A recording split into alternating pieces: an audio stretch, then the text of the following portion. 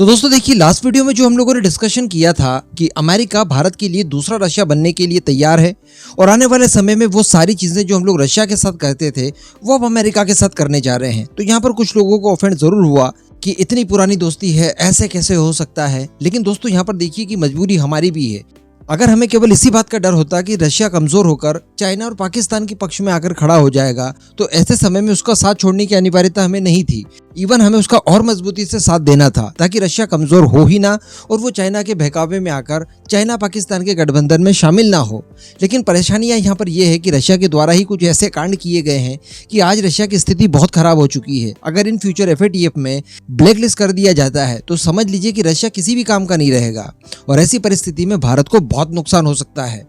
अभी ऐसा ही कुछ देखने के लिए मिला है एक बहुत ही महत्वपूर्ण परियोजना में, जो कि भारत के विकास के लिए मील का पत्थर साबित होने जा रही है। शायद ही कुछ लोगों को पता हो कि ब्रह्मोस जैसा ही एक जॉइंट वेंचर ट्रेन के लिए भी भारत और रशिया के बीच में किया गया है, जिसमें वंदे भारत एक्सप्रेस बनाई जानी थी। और वंदे भारत एक्सप्रेस इतनी ज़्यादा इंपॉर्टेंट है भारत के लिए कि आने वाले कुछ ही सालों में लगभग 400 से ज़्यादा इस तरह की ट्रेन भारत भर में दौड़ने लगेगी। लेकिन दोस्तों रशिया की वजह से ये काम हमारा बहुत बुरी तरह से अटका हुआ है। तो चलिए आगे डिस्कशन करते हैं कि क्या खबर निकल कर आई है, किस तरह से रशिया की वजह से हमारा प्रोजेक्ट डिले हुआ है। आप बस चैनल को सब्सक्राइब करके नीचे कमेंट बॉक्स में जय हिंद जरूर लिख दीजिएगा। तो दोस्तों बताया जा रहा है कि रशिया यूक्रेन युद्ध की वजह से और रशिया के ऊपर जो वेस्टर्न कंट्रीज और अमेरिका द्वारा सैंक्शंस लगाए गए हैं, इसकी वजह से भारत के अंदर 120 की संख्या में वंदे भारत ट्रेन रुकी हुई है, यानी जिनके ऊपर काम इस समय काफी तेजी से किया जाना था। लेकिन अब चूंकि रशिया के ऊपर ये सारे प्रतिबंध वगैरह लगा दिए गए हैं, इस वजह से ये काम नहीं हो पा रहा है। दरअसल दोस्तों हमें वंदे भारत एक्सप्रेस बनवानी थी, जिसके लिए हमें किसी विदेशी पार्टनर की आवश्यकता थी।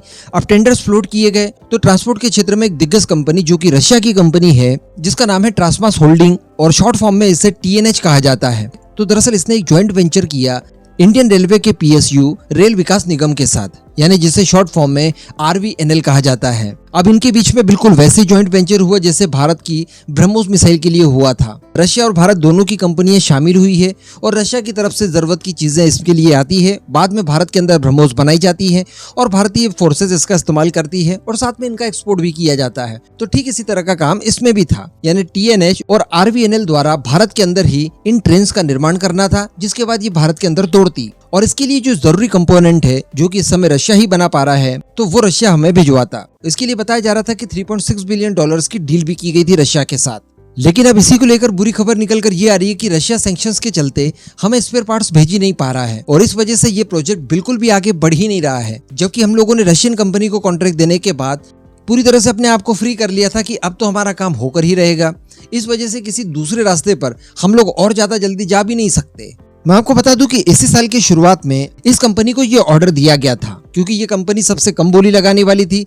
$3.63 बिलियन की बोली लगाई गई। इस वजह से भारत ने इस कंपनी को टेंडर दे दिया। अब इस ज्वाइंट वेंचर के तहत 120 की संख्या में वंदे भारत ट्रेन बनाई जानी थी और प्रति ट्रेन जो कीमत पड़ने वाली थी वो 120 करोड़ रुपए पड़ने वाली थी। अब चूंकि इसे मेक इन इंडिया के तहत बनाना था तो डेफिनेटली इसे भारत में ही बनाया जाएगा, तो इस ट्रेन के लिए पूरा सेट भारत में ही तैयार होता। लेकिन जो जरूरी स्पेयर पार्ट्स वगैरह थे वो रशिया से आने थे। इसके अलावा बताया जा रहा है कि कुछ ऐसे पार्ट्स भी थे जो रशिया के अलावा बाकी के देशों से आने वाले थे, जिसमें वेस्टर्न कंट्रीज शामिल है।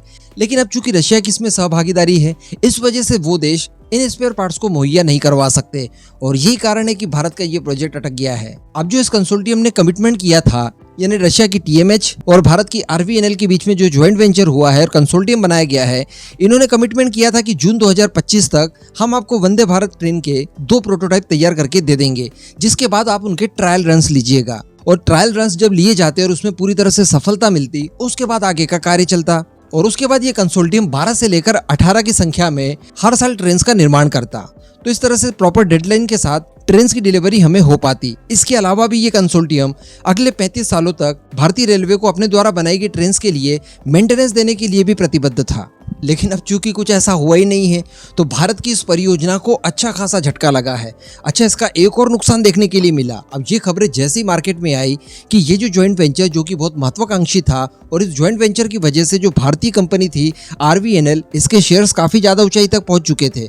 लेकिन जब ये प्रॉब्लम वाली खबर निकलकर मार्केट में आई तो RVNL के शेयर्स जो थे वो भी नीचे गिरने लगे। ऑब्वियसली कंपनी का नाम खराब होगा। अगर इतना बड़ा प्रोजेक्ट नहीं कर पा रहे हैं तो इस तरह की चीजें तो होनी है।